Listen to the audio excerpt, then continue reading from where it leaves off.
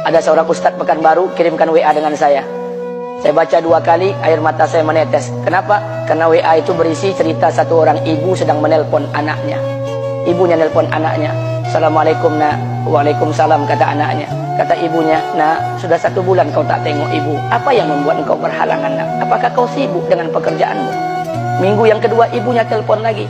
Assalamualaikum nak. Kata anaknya, waalaikumsalam. Kata ibunya, nak, ibu dapat kabar apa engkau baru beli mobil baru. Apa betul nak?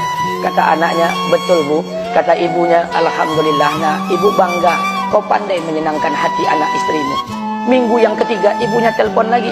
Assalamualaikum nak. Kata anaknya, waalaikumsalam.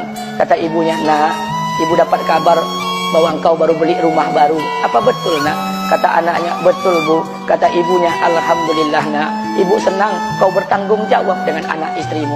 Minggu yang keempat ibunya telepon lagi. Assalamualaikum nak. Waalaikumsalam. Kata ibunya, nak, tadi ibu pergi ke pasar, ibu jumpa temanmu di pasar. Kata temanmu di pasar, temanmu banyak bercerita tentang kamu. Kata temanmu tadi, kamu baru beli anak anjing seharga 40 juta dari negeri Belanda. Apa betul nak? Kata anaknya, betul. Kata ibunya, nak, dengarkan pesan ibu untuk terakhir kalinya. Apa pesan ibunya? Wahai anakku, engkau pelihara 1 ekor anjing.